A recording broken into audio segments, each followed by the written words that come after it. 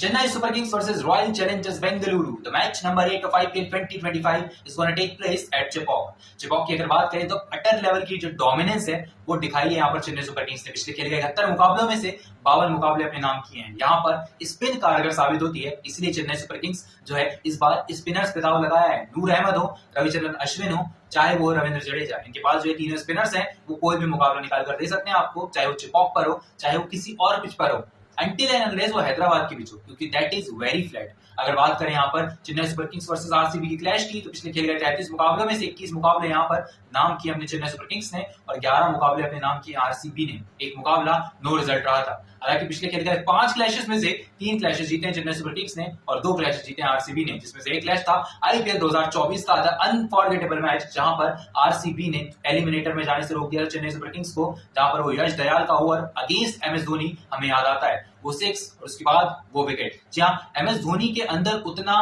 जो एंगर था वो हमने बहुत पहली बार देखा होगा शायद in the history of IPL, क्योंकि वो जो हैंडशेक ना करना हमारी सामने वाली टीम से और जो सारी चीजें चल रही थी that was in the mind of MS Dhoni, because वो जो मुकाबला था वो बहुत इंपॉर्टेंट था चेन्नई सुपर किंग्स के लिए। लेकिन आरसीबी ने ये साबित किया था उस दिन that they are no less than any team in the IPL 2024। और अब आईपीएल 2025 में जब उनकी बॉलिंग स्ट्रांग हो गई है तो अब तो फिलहाल कोई भी टीम जो है ऐसी नहीं है जो कि उनसे ज्यादा बड़ी दिखाई देती हो, क्योंकि सारी टीमें इस आईपीएल में बराबर बराबर दिखाई देती हैं। अगर बात करें यहाँ पर गेंदबाजी की चेन्नई सुपर किंग्स के, तो हमने जिन टीम स्पिनर्स के नाम लिए वो तो टीम खेलेंगे। इसके बाद उनके पास पेस भी है, लेकिन पेस उतनी कारगर साबित नहीं होती है। पाथिराना भी है उनके पास, अगर मैं याद दिलाऊं आपको तो। लेकिन अगर बात करें आरसीबी की बॉलिंग की, उनके पास क्या है? भुवनेश्वर कुमार पिछले मुकाबले में रसिक सलाम खेले थे, लेकिन इस मुकाबले में खेलेंगे या नहीं, क्योंकि बहुत महंगे साबित हुए थे, लेकिन एक विकेट जरूर निकालता, वो इंपॉर्टेंट विकेट थी, तो वो खेलेंगे या नहीं उस पर संशय बरकरार रहेगा। हालांकि भुवनेश्वर कुमार उनको रिप्लेस कर सकते हैं और होंगे जॉश हेजलवुड, जिन्होंने पिछले मुकाबले में स्विंग से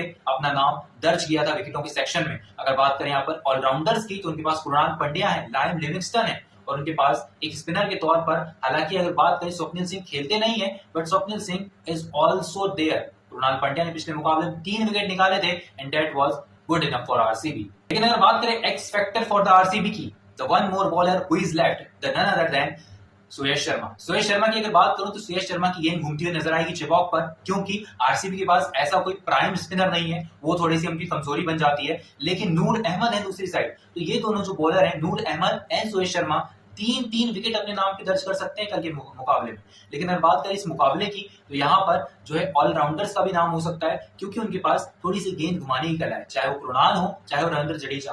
अगर बात करें यहाँ पर बल्लेबाजी की आरसीबी के, तो ओपनिंग करते हुए फिर से नजर आएंगे फिल शॉर्ट और विराट कोहली। यहाँ 3 नंबर पर आएंगे यहाँ पर देवदत्त पडिक्कल या फिर रजत पाटीदार। अगर Devdutt Padikkal as an impact player खेलते हैं then he will come at 3 और 4। हालांकि वो ओपनर है, लेकिन उनसे 3 नंबर पर बल्लेबाजी कराई जा रही है और उन्हें फिलहाल की कंडीशन को देखते हुए करनी भी होगी, क्योंकि ओपनिंग पोजीशन में वहां पर सेट है फिल शॉर्ट और विराट कोहली। लेकिन अगर विराट कोहली और फिल शॉर्ट की बात करें तो 3 और 4 नंबर पर ये प्लेयर्स आ जाते हैं। उसके बाद कृणाल पंड्या है, टिम डेविड भी है आपके पास, टिम डेविड, जेकब बैथल है आपके पास, so you can use them, optimize them and you can utilize them accordingly pitch के हिसाब से। अगर जेकब बैथल की बात करूं, स्पिन के बहुत अच्छे प्लेयर हैं, तो आप टिम डेविड की जगह उन्हें भी खिला सकते हैं इस मुकाबले में, and he can also spin the ball. अगर बात करें टिम डेविड की, वो भी सिमिलर काइंड ऑफ बैटर है, लेकिन स्पिन के खिलाफ उतने असरदार होंगे या नहीं ये देखना होगा अगर वो खेलते हैं कल के मुकाबले में। तो अगर बात करें चेन्नई की बल्लेबाजी की, वहां पर आपको दिखाई देते हैं Rahul Tripathi. Ruturaj Gaikwad has scored most runs for Chennai Super Kings at Chepauk. ये एक सीजन था जहां पर 246 रन बनाए थे अगेंस्ट राजस्थान रॉयल्स,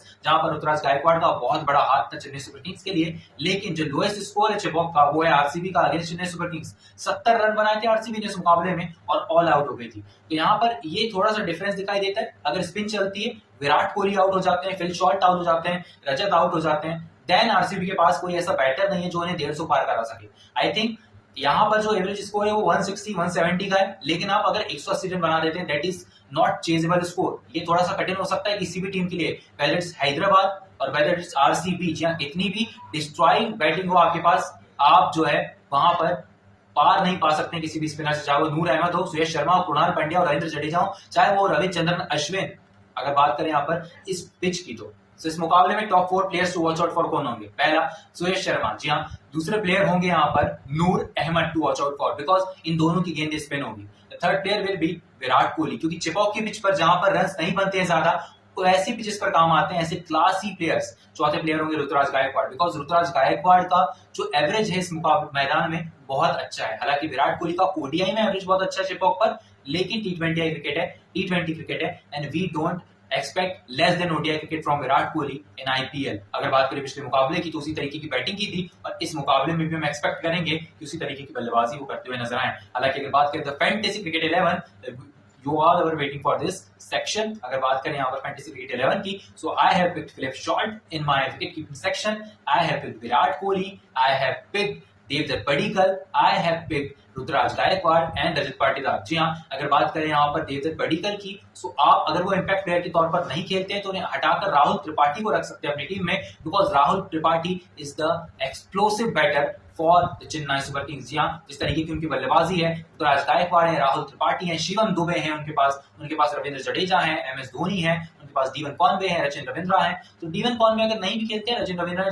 जिस तरीके से मैच खत्म किया था स्टार्ट करते हुए, चेस करते हुए, वो बहुत अच्छी चीज थी। स्टार्ट भी उन्होंने किया दूसरी इनिंग को और चेस भी उन्होंने किया। आखिरी जो शॉट था विनिंग शॉट वो रचिन रविंद्रा ने ही लगाया था पिछले मुकाबले में और 4 विकेट वहां पर नाम हुए थे नूर अहमद के। That was phenomenal performance from Noor Ahmad. जो एक्सपेक्ट किया चेन्नई ने वो उन्होंने रिटर्न में भी दिया। अगर बात करें ऑलराउंडर्स की, आप शिवम दुबे को पिक कीजिए, आप रविचंद्रन अश्विन को पिक कर सकते हैं, बट गेंदबाजी में आपको 2 जो मेन स्पिनर्स हैं उन्हें पिक करना ही होगा, चाहे वो सुयश हो और चाहे वो नूर अहमद हो। 2 आप जो है यहाँ पर पेसर्स पिक कर सकते हैं, 1 can be Pathirana and 1 can be Josh Hazlewood. If Bhuvneshwar Kumar plays थोड़ी बहुत स्विंग मिलेगी, लेकिन अगर उनके पास वही क्लास जो पुरानी वाली है वो है, तो वो इस पिच पर 2 विकेट निकाल सकते हैं। लेकिन अगर बात करें सुयश की, 2 विकेट सुयश के होंगे, 2 विकेट होंगे नूर अहमद के, 1 विकेट हो सकता है रविंद्र जडेजा का और 1 विकेट जा सकता है रविचंद्रन अश्विन को। अगर बात करें यहाँ पर बल्लेबाजी की तो Virat Kohli, Ruturaj Gaikwad and Shivam Dube and 1 more batter Jacob Bethell और टिम डेविड can do